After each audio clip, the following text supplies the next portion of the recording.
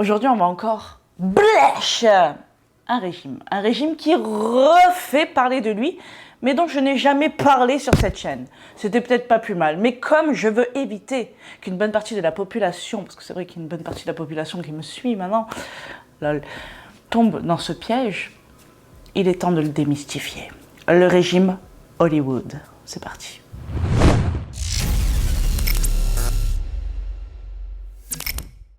Le régime Hollywood, aussi appelé régime fruits et régime Beverly Hills. Le régime Hollywood repose sur la consommation exclusive de fruits pendant la première semaine pour ensuite réintroduire progressivement d'autres aliments ou d'autres aliments puisqu'on fait la liaison, mais à consommer seulement certains jours de la semaine et en les associant selon les combinaisons prédéfinies.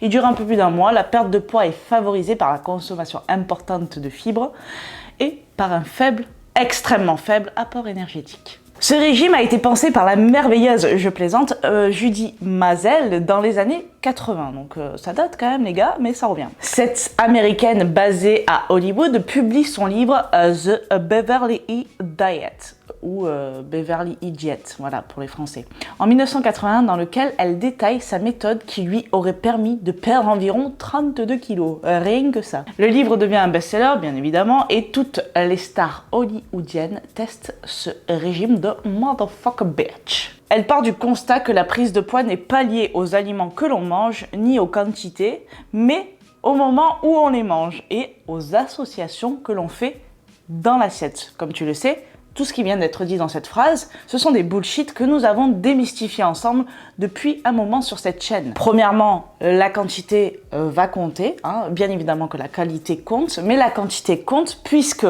ce qui va induire cette fucking perte de poids, perte de graisse, c'est le déficit calorique. Soit consommer moins de calories que ce que ton corps va en dépenser. Donc bien évidemment que ça compte si ce n'est le facteur le plus important d'une perte de poids. Ensuite, le moment où tu consommes tes calories a également extrêmement peu d'importance. En tout cas, il ne va pas jouer sur ta perte de poids, il peut jouer sur ton énergie tout au long de la journée.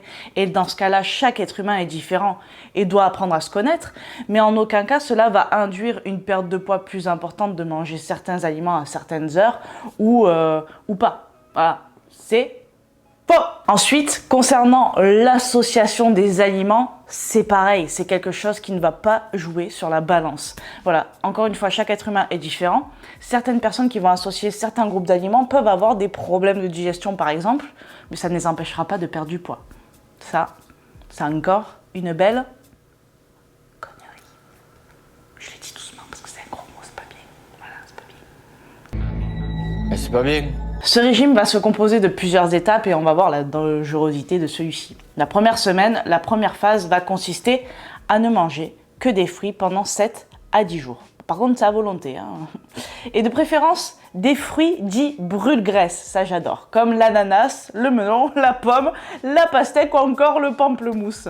Tous ces bullshit qui datent d'ailleurs des années 80, hein, ces aliments ne sont en aucun cas brûle-graisse. Aucun aliment ne va te faire brûler des graisses, clairement pas. Mais attention, il faut attendre environ 2 heures entre la consommation de chaque fruit. Le truc est hyper stratège en plus, tu vois, c'est un délire comme ça.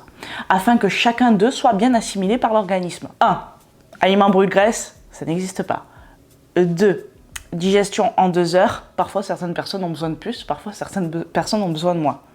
Mais malgré ça, est-ce que le fait de consommer des aliments alors qu'on n'a pas spécialement digéré va induire une perte de poids moins importante ? Non plus. C'est quoi qui induit la... Oui, le déficit calorique, c'est bien, tu suis, je t'aime, I love you. Semaine 2, après la première étape, exclusivement à base de fruits, génial, ton intestin te remerciera sans doute, il est désormais possible de réintroduire d'autres aliments. Génial, pump it up, Mazel Tov. Les premières, parce que ça s'appelle Julie Mazel, bref, les premières... Pardon, je voulais faire la vanne et elle est tombée là, c'est tout. Les premiers aliments réintégrés à l'alimentation sont les féculents, super, enfin un régime qui réintroduit des féculents. Les légumes et le pain, à raison d'1 fois par semaine. Ouais, c'est fausse bonne joie.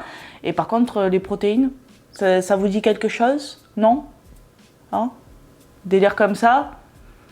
Bonjour la perte de muscle, bonjour tous les processus physiologiques néfaste pour ta santé mentale et physique, que ce soit hormonal, que ce soit au niveau de ton stress, que ce soit au niveau de ton cerveau, parce que tu vas pas pouvoir beaucoup réfléchir avec cet apport calorique-là. En plus de ça, ce que je vais te préciser, c'est que chaque type d'aliment doit être consommé seul. Les fruits constituent l'alimentation principale dans cette deuxième semaine, mais le reste, en fait, voilà, il faut absolument que tu les consommes seul. Ça va être un délire comme ça. Semaine 3, donc troisième phase, les viandes et les poissons maigres sont de nouveau autorisés. Alléluia!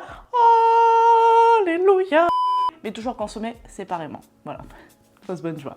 Décidément, c'est un truc, c'est une torture le délire. Semaine 4 et 5, on en voit bientôt la fin, les gars. Les combinaisons entre les grandes familles de nutriments sont enfin permises. Mais attention, pas n'importe lesquelles. Le fruit, de préférence brûle-graisse, doit être consommé le matin avant tout autre aliment et toujours seul. Voilà, la solitude est le maître mot de ce fucking régime. Il faut attendre 1 heure avant d'en consommer un autre, évidemment. Des protéines peuvent être consommées avec des lipides, mais jamais avec des glucides. I'll never. On va refaire une mise au point là-dessus. Tu peux bien évidemment consommer des protéines avec des glucides et des lipides. Généralement, bon, soit on choisit glucides, soit on choisit lipides, parce que ça va dépendre des préférences des personnes, et dans une perte de poids, ben peut-être que soit on va réduire les lipides, soit on va réduire les glucides, soit on va garder les deux, mais modérément, tu vois. Mais en aucun cas, l'association de certains macronutriments va induire une perte de poids plus importante. Et là, la littérature scientifique s'accorde là-dessus. Mesdames et messieurs, mangez ce que vous voulez avec vos protéines, et je vous conseille d'ailleurs de consommer des glucides avec, parce que ça va justement améliorer l'assimilation des acides aminés contenus dans les protéines, et ça c'est quand même pas négligeable lorsqu'on veut maintenir notre muscle, lorsqu'on perd du poids, parce qu'on sait combien il est précieux et important pour notre santé. Il est écrit que si un jour la personne décide de manger des protéines lors de son premier repas, 80% du reste de l'alimentation du jour doivent être des protéines. Si tu as compris cette phrase, t'as compris cette phrase. Pas de palais. Pas de palais. Voilà. En plus, il y a des règles hyper strictes, en fait, qui n'ont aucun sens et qui rajoutent des règles et des interdits à la personne, et donc de la frustration. Et donc, à mon avis, le pétage de câble à la fin de ce régime, il doit être incroyable. Les glucides peuvent, eux, être associés aux lipides, mais jamais aux protéines. Ça, c'est péché. Selon Judy, ça s'appelle Judy ou Judy, je sais plus. La plupart des boissons alcoolisées, bière et alcool fort, sont considérées comme des glucides. Le vin rouge et le vin blanc entrent dans la catégorie des fruits. Oui, si tu veux préciser ça, précise-le. Quant au champagne, il est neutre. On adore. Il peut être associé à n'importe quel type d'aliment. On voit à quel point tout ça est un bullshit intergalactique, parce que bien évidemment que l'alcool est hyper nocif, et ça par contre c'est pas précisé, on dit juste qu'on le met dans des catégories.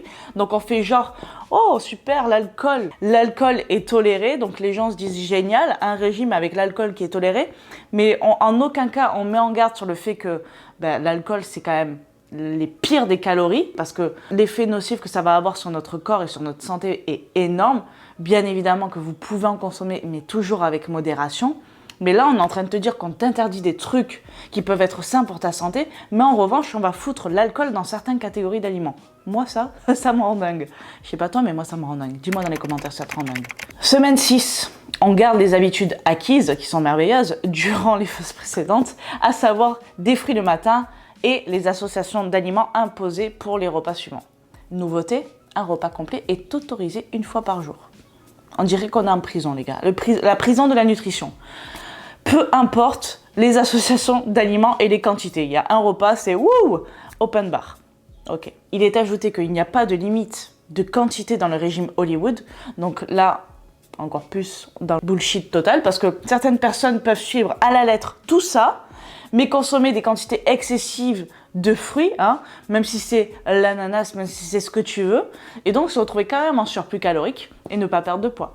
Et en plus de ça, se carencer parce qu'ils ne vont pas consommer de protéines, ils ne vont pas consommer de lipides et de glucides pendant une certaine période. Enfin bref, tout cela, c'est clairement, c'est un suicide nutritionnel. Voilà, j'ai trouvé le mot. Le mot fort de cette vidéo sera suicide nutritionnel. Pour eux, ce qui compte, c'est la consommation obligatoire de fruits tous les jours, uniquement en première phase, et le respect des combinaisons des aliments. Donc en fait, ce régime ne te garantit même pas une perte de poids, parce que selon les personnes, quand on leur dit fruits à volonté, mon gars, ça peut être... Donc forcément, à un moment donné, ils vont avoir la chiasse. Donc potentiellement perdre plus de poids. Mais à part te défoncer les intestins, au bout d'un moment, tu vas reprendre ce poids aussi. Peut-être te retrouver dans une déshydratation grave, même si tu manges des fruits et que ça t'hydrate. Mais les gars, stop. Donc une fois encore, le plus important pour que tu perdes du poids, c'est ton déficit calorique. Attention aux carences, aux régimes extrêmes qui ne privilégient qu'un seul groupe d'aliments, que certaines associations, et qui vont te carencer, qui vont te rendre en mauvaise santé, et qui vont énormément te frustrer. Donc ta santé mentale va prendre un coup cher également. J'espère que cette vidéo t'aura plu et qu'elle t'aura aidé. N'hésite pas à me le dire dans les commentaires. Je te retrouve mercredi prochain dans une prochaine vidéo. Je dois vite finir la vidéo parce que sinon je vais dépasser le temps. Ça va me coûter plus cher. Marius, il va me faire payer très cher. Non, je rigole, il coûte pas cher. Si, un petit peu quand même. Mais c'est pas grave. Mais il le vaut bien. Comme le réel. Je t'envoie plein de vibes. Ciao. Nouvelle vidéo. Non, mais ça, on le sait, putain. Oh! Pourquoi tu parles comme une youtubeuse là? Arrête. J'aime bien te chambrer, Marius. J'aime beaucoup ça. Mais qui aime bien châtie bien. Hey, j'ai pas pété, hein, c'est le canapé. Hein. Voilà. Ça l'a plus fait, mais c'est pas grave. Et c'est parti pour le show. Et c'est parti le stade des shows. Ok, let's go, Zobali, mon gars. Et aujourd'hui, à la foire du trône, vous allez pouvoir... Non, ça c'est pas... Ça n'a rien à voir avec les chewing-gums, par contre. Hashtag American. Living in America. Le régime Hollywood. Ouh là là, ça va beaucoup trop vite. On va recommencer. Hey, hey, hey. Ooh. Ah. I wanna know if you be my girl. Allez, c'est bon. Voilà, j'essaie de ne pas m'énerver dès le début de la vidéo. Je fais de mon mieux, I do my best. Pardon.